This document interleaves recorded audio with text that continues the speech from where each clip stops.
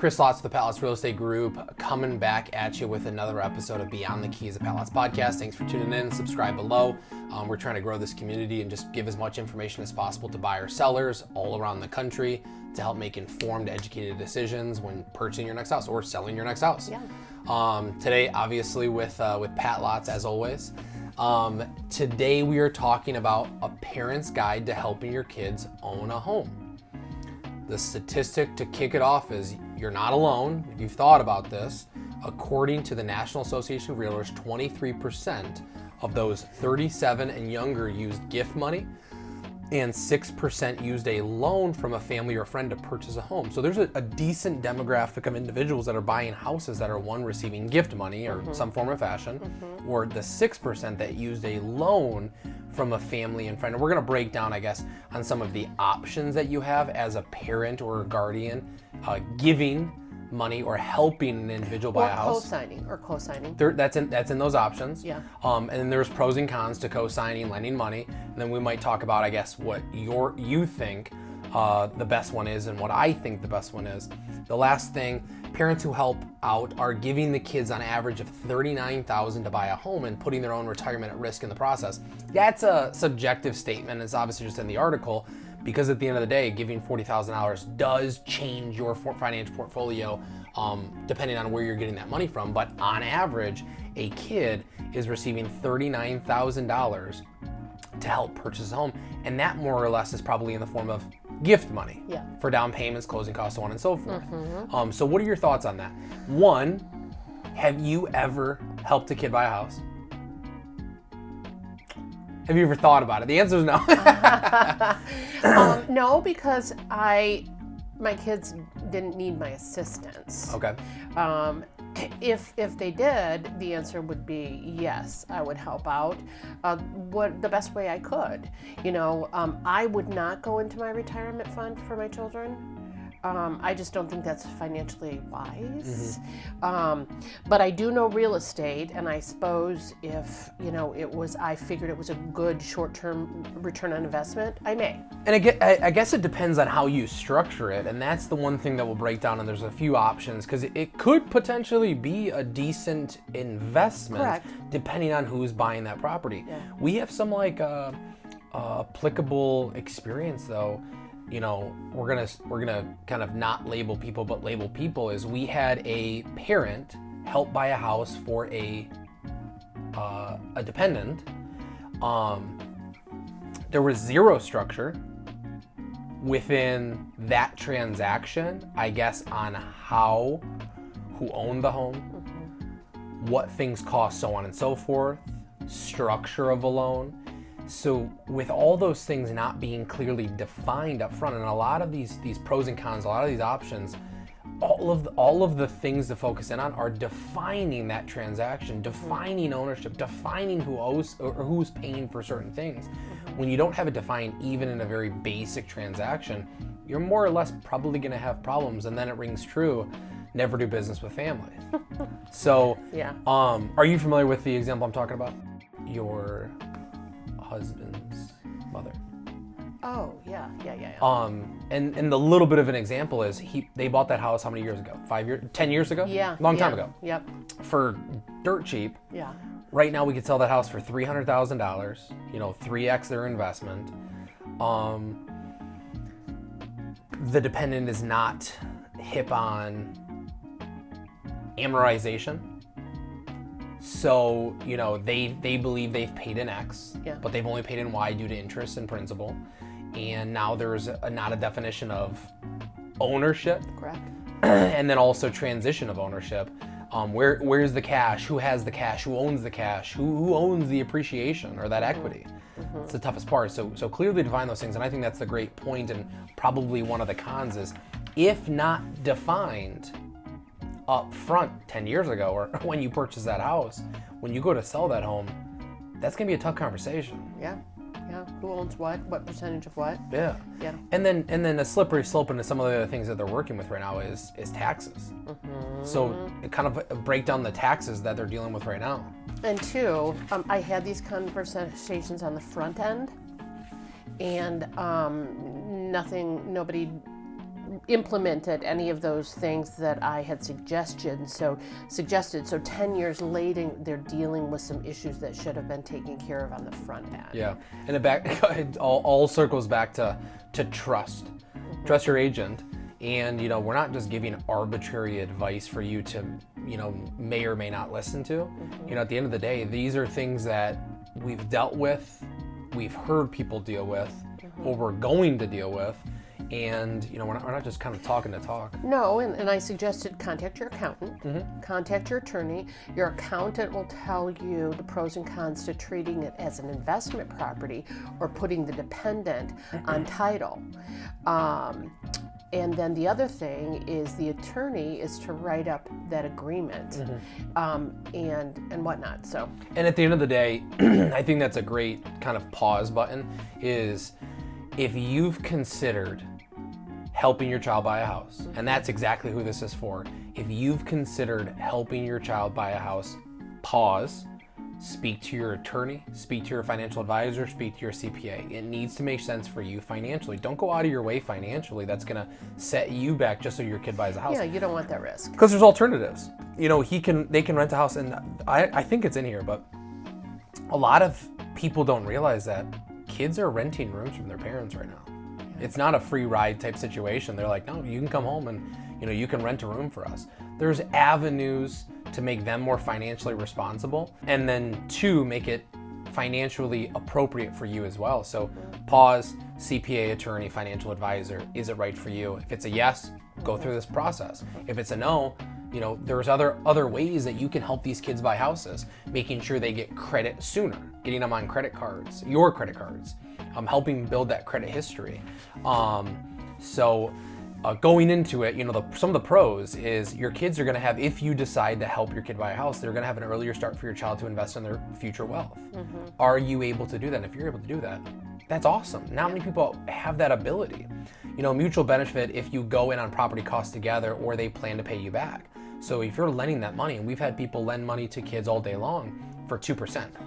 For 1.5%, so it's minuscule cost or them making money, but at the end of the day, it's still getting them started in what it means to be a homeowner, buy a home, and all those associated costs. Inheritance tax benefits to consider.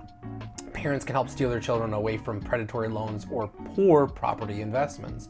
So having a bigger impact on the sale of the home or the next transaction, it's only going to help those kids, potentially help those kids for success down the road. Because I'm assuming, with the good, there's also bad. Parents not realizing their child's financial portfolio, and at the end of the day, if those kids can't take on that mortgage, who's going to pay it? Parents. Yeah. That's why really a lot of thought has to go into it. Yeah. And some of the cons, damaged credit if co-signed and they don't keep up with payments, sizable dent in your retirement savings if you don't plan well, if you're taking it from those accounts, and then financial dependency or entitlement from your kids.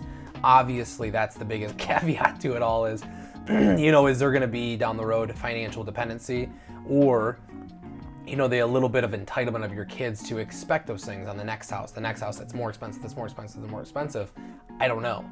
But you definitely have to take that into consideration because, if you just give. Well, but that's a parent's problem too. Yeah. Is that you can't, But that's why it's important to talk about it right now. Yeah. Is parents are not ignorant to the fact that they might have entitled kids, but realize that this is a big step. This is not like buying a car. This is not like, giving them the new PS5. This is a completely uncharted territory of what's going to happen financially, and just to be prepared for the good and the bad of making the next step. Do the cons outweigh the pros? Probably. Giving your kids that stability, a good financial start for their future, that's the biggest takeaway. I almost wish that, and I've heard it many, many times, when your kid's born, buy a duplex. For them, you're going to manage it, put it on a 15-year mortgage. By the time they're 15, 18, it's going to be paid off, paid in full, and then you give it to them. And they can, use that cash flow to pay for college. They can sell it and pay for college. They can trade up to another property. But that's creating, instead of doing a 529 saving plan, it's investing into that real estate early and often to give them the best start possible. That is a great idea. That's what I'm doing. Instead of investing in a a college fund. You buy a duplex, 15-year mortgage. By the time they're 18, it's free and clear. Then they have all that equity to sit on. They have all the cash flow. They can leverage that. Well, it's their college equity. fund. Yeah, it's their college fund. So, any points that we've talked about so far that you want to kind of break down? No, I mean, you've hit them on, and we've talked them good. So don't give beyond your means. No. Number one. No, yeah, don't put yourself at risk. And there's always an avenue. You can always go to plan A, B, and C to help your kids out. Draft up a detailed agreement. Even if it's basic. Basic is still necessary. And some people might not choose to put in a detailed agreement purely because of the conversation or because of, they don't want to do a legal agreement between them and a child.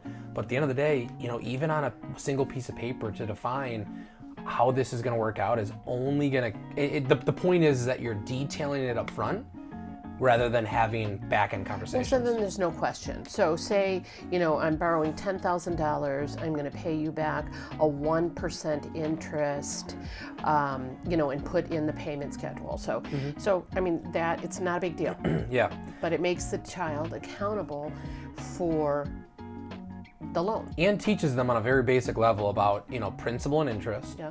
Taxes and insurance. And then two, when you get this agreement, when you buy this house for this kid, depending on what you choose to do, they got to see those numbers. It can't be we're going to buy, you're going to live, and you just pay us rent. Right. Give them that opportunity to really learn about what they're doing. Because again, if a 20-year-old doesn't learn principal and interest, the next time they buy a house at 35 or 40, they're going to go, well, I didn't even realize what amortization means. Yeah. So, and that's your word of the day, amortization. How you pay interest back. You front load it, back end it's more principal.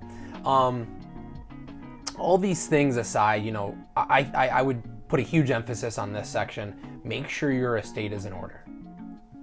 If you don't know where you are financially, how are you going to be able to give financially if you don't know exactly what's going to go on with your estate? Yeah. And then two, if you've got 3 kids and you're buying a house for 1 kid and you're not buying a house for 2, how does that fluctuate in terms of? That could be ugly. Yeah. What's the word? Inheritance. Yeah. Does that fluctuate with inheritance? And the answer is to be as fair as possible. If that's what you care about, the answer is yes. You need to. And again, it's mitigating these not bad conversations, harder conversations financially down the road. Yeah. That's what you're mitigating. Yeah. And some of the examples that we've seen, if they're not clearly defined, we've anticipated that those conversations are going to come up, and that's the last conversation I want to be a part of. Yeah. I also didn't make these decisions though. And parents are coming from a great place while giving this money, and even our applicable example, but don't just think with your heart. Because you want the best for your child. You want them to be a homeowner and take advantage of that. And you know how it is to be in your own place. You fix it up. I mean, it's great. But the thing is that, and you want all the best, but it's also teachable moments as they go through the process. You can't just continuously give to your child. Keep it safe, keep it structured, keep it, very legal documents, but create those learning opportunities. It's only going to be a good thing. And ultimately, if you decide to just loan the money to your child for a small portion of interest, you're at least making a few bucks. Yeah. But you're giving them the opportunity to really understand financial literacy. And also, if you're going to be loaning money or assisting or co-signing, you have a stake in that property they're buying. So because they want to buy this one, it might not be financially wise. You do have a stake, so guiding them in the other direction and the reasons for that are very important. Yep. So we'll run through these 6 options or so for maybe some options that 6 home buying assistant options. Number 1, renting out a room in your home. Maybe not like the one that you're kind of reaching for, but at the end of the day, to keep your kids motivated and focused in their careers or financial literacy, sometimes renting out a room is probably a great option to get them back to This is not just a free ride. This is going to be, you need to work, you need to pay, you need to contribute. But it's one of those first steps to get them to the next level of where they should be. 2, loaning your child money to buy a home, which I think is probably the better option. 3, gifting money to a child for a house or a down payment. 4, co-signing buying a house with your child. 5, buying a house for a child to live in. Selling or gifting your house to your child. So a lot of options. And again, back to number 1, renting out a room in your home. Renting out a room in your home. Don't see it all too often. Probably happens because it happens and we don't see it. And you probably have 2 options. Kid comes home from college. Are we gonna make it pay or are we not gonna make it pay? Right. What are your thoughts? Right. I think that they have to have a little bit of skin in the game. A 21, 2, 3-year-old probably should be contributing to the family household. And it might be rent, the cost of utilities, something like that to help them in that process of what homeownership, renting, or whatever's going to be in the future. So, and there's a few things that it's good for. So maybe you don't charge your kid. But hey, Billy, your rent could be somewhere between $800 and $1,200. Instead of me charging you that rent, how about you save that money for a down payment or closing cost? So then if they're doing $1,000 a month, in 1 year they're gonna have $12K. And if they were doing a USDA loan, FHA 3.5% down, or an RD rural development for 0% down, that's easily covering their closing costs. So that's maybe a better way. Maybe what I would choose if I'm choosing to do this option is, you can stay here and I want you to stay here as long as possible. And I'm trying to give you the time to be able to save, but we're going to actually save money. Because how many kids move back into a house and they're not saving that money that they're not putting towards rent or mortgage? They're just probably a lot. They're having fun. Yeah. And they're throwing it off the back deck. And I think that they've got to be accountable, and the parents, need to see that they're doing that and being responsible. This number 2 is obviously you need to have the financial capability of it, to have that lump sum, the $300,000, whatever price point you're at. But number 2, loaning your child money to buy a house. Structure it, legal agreement, private mortgage agreement. But if you actually have the financial capability of lending that money, it's a good incentive for them to learn, get some skin in the game, start paying P&I. And then 2, you're not just giving money away, and it's an okay investment for you for a few bucks to make some money on your money that may or may not have just been sitting there in the first place. And I've borrowed cash from, I've done this 4 times now. Investment properties, primary residence, I've done that. And that's actually my preferred way, because I don't necessarily want the money for free. I want it to be structured, because then those conversations are front loaded to expectations of, this is a business transaction. It needs to make sense for you just as much as it makes sense for me. And it needs to be a good investment for you as well. Well, that's with a private lender. You didn't borrow it from me.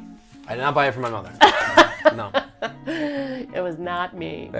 It was an acquaintance, but it was not my mother. And at a glance, anything you wanted to say about loaning money to a dependent? I think that's the best option, honestly. No, I mean, if you have it and it makes sense, absolutely. Absolutely. And it's great for parents who want to help, but need to see their money returned. This is not just a free, hey, here's free $300,000. Unless you have stupid money. Unless you got millions in the bank, then I guess who cares at that point? But it also can be mutually beneficial to all parties. Kids getting home, a dependent is getting a home, a dependent is able to make a good investment. But then you're also making a few bucks on the money that you've lent. It's a low rate, but it's very mutually beneficial. So, this is a mute point maybe, but you should charge interest if the loan is over $15K, and that's ultimately exactly what it's easily going to be over $15,000 if you're lending outright that lump sum. But always draft up a formal agreement. Show schedules, show terms, balloon payments, loan terms, so on and so forth. Really define those things and define everything. And maybe you're talking to an agent or a loan officer or a real estate attorney to figure out how to structure those things, because every single one of them knows those answers. Just make sure it's structured. You can decide to turn the loan into a gift on the road, and maybe that's no different than renting for a room. It's a psychological play. So, hey, it's going to cost $800 for you to rent this room. and then that parent, puts it into his pocket and actually saves that money to know that they're actually saving that money for a down payment. Here, you know what? This was all of your rent money. We wanted you to save it for a down payment. That's another great strategy as well, is to get them to think it might just be an investment or it's a good opportunity. But if you're able to give and it makes sense, then you can do those things. Well, and you know your child. You know your child. Yeah, so if you've got to have them pay you directly and you put it aside, is knowing your child, or if you know that they're disciplined enough that they can keep it. Yeah, we see this quite a bit as well. So number 3, gifting money to children for a house or a down payment happens very, very often. There are certain thresholds. I think the annual exemption is $15K, $30K for a married couple. So it can be husband and wife. It can be an aggregate of 30 or a total of 30,000, 15. That's as of 2020. And we're seeing that more often. Not all $30,000, but we might be seeing, 10 or 12 to be able to cover a portion of those down payments. Because oftentimes than not, a first-time home buyer comes to us and they say, hey, I got 20 grand. Well, let's do some numbers real quick. These are closing costs. This is down payment. They think they've got 20% down, which in reality, they don't. No. But we're seeing that more times than not. Would you agree? Yes, I agree. Is that a good option? Do you like that? I do. I mean, and in order for your kids to fill the gap, and it's not, it's a portion of it. They've got skin in the game. You do, and if you're giving out $5,000-$10,000, I mean, I think that's a reasonable ask. It's definitely less of a business transaction, or it can be, or most of the times it is less of a business transaction.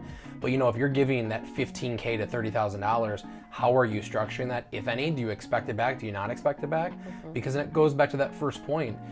Does that inherit some sense of entitlement? So for the next opportunity, it's, hey, I need another 30K, I need another 30K.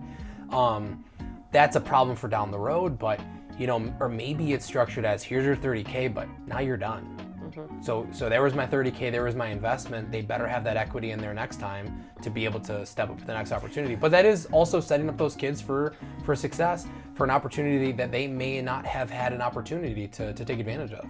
I have seen parents do that for each one of their children. So that's sort of the front end, helping them get started, and they do that for each child, and that's just maybe part of their inheritance or what people do, and that's on their way. Yep, get your estate in order. Clearly define how you're going to be doing those things when it comes to your estate, or when it becomes to an inheritance. Or maybe it's 30K less of what they were entitled to upon the distribution of an estate. I don't know. But again, going back to all these points, clearly defining those things and planning for the future, because very few and far between do you actually see people planning for the future and actually defining these things. And then it becomes a problem down the road. And if you don't deal with that problem, then the kids are dealing with that problem. Then the kids' kids are dealing with that problem. Well, and that's when it gets really convoluted. So I've lived that with sales and whatnot. Yep. Okay. For co-signing and buying a house with your child, I've seen this twice over the past 2 years, and this was more or less a higher, well, maybe it's self-employed, maybe it's a higher debt to income ratio, and without a co-signer, they're not going to be able to have an opportunity to get that deal done. And there's some pros and cons of that too. Again, you, without giving money, they're leveraging your debt to income ratio, and that could be a great thing for a kid, to leverage mom and dad's debt to income ratio and not take $0 of financial dependency on that. But as a parent, you have to remember that does impact you. So know what your future looks like and how co-signing over here will impact your power of purchase. And that's exactly what I was going to say, is co-signing is great for zero money out of pocket, potentially. But it will affect you in some form or fashion. So understanding, signing the dotted line, exactly how it's going to affect certain things, whether it's your debt to income ratio, because it will be on your report. Absolutely. So can I buy that second home? Do I have to, sell my current house down the road? How is that all going to shake out? Can I buy a car? Can I buy a car? Can I buy anything? Yeah. It will impact your ability to buy down the road. And again, too, who's co-signing? Probably somebody who has a larger debt to income ratio, and they can afford a little bit of a mortgage here or there.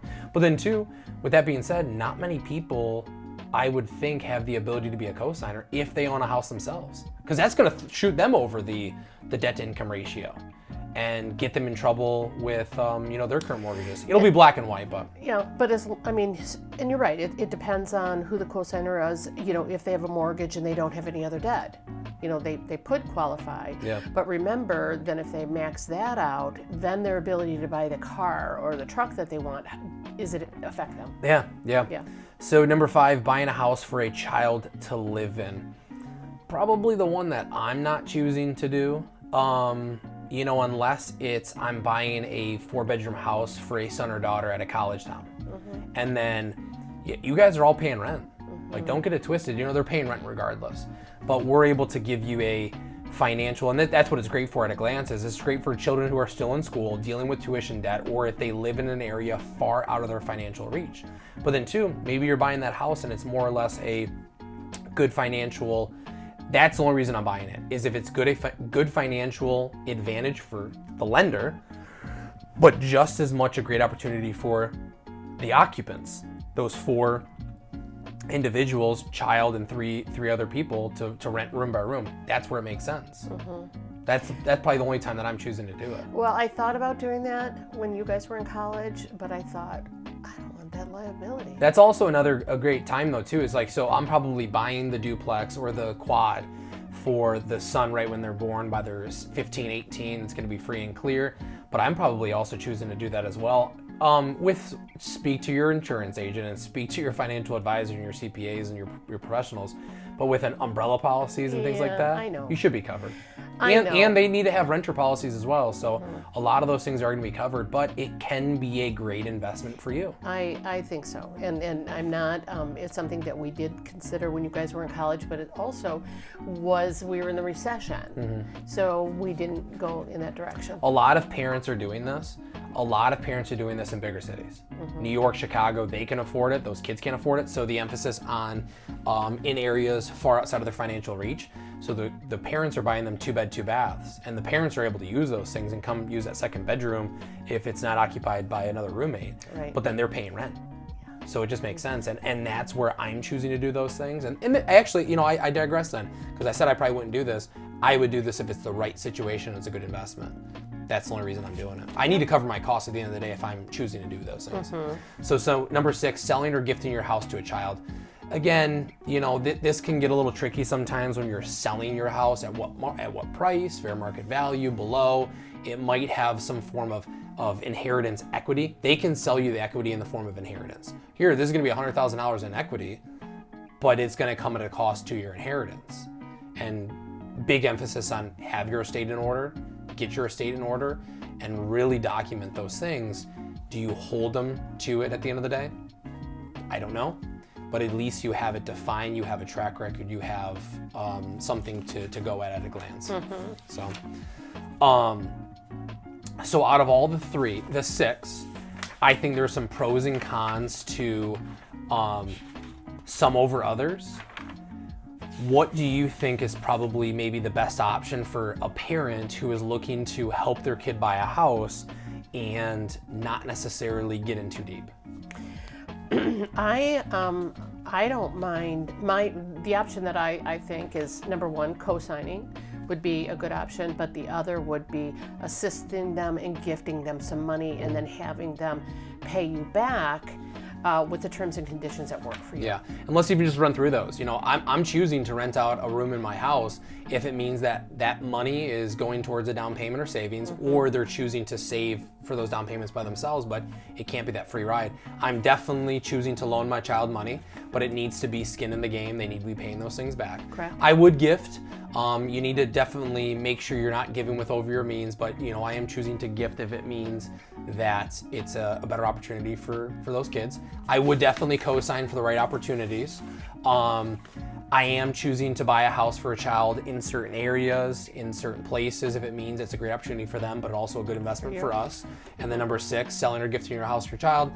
That's probably a conversation for another day, because I don't know, because I don't have any children at this point in time. So would I choose to do that? Unsure. Well, when you have 3 children, it's going to be a little challenging to do that. So yeah. So wrapping up, Chris Lotz with the Pallets Real Estate Group. Again, thanks for tuning in to another episode of Beyond the Keys to Pallets podcast. Buy local, use local.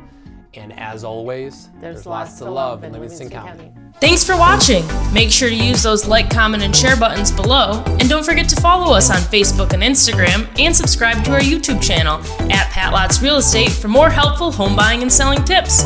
Want a free comparable market analysis? Scan that QR code on your screen or visit our website at www.patlotz.com and fill out the request form. There's lots to love in Livingston County.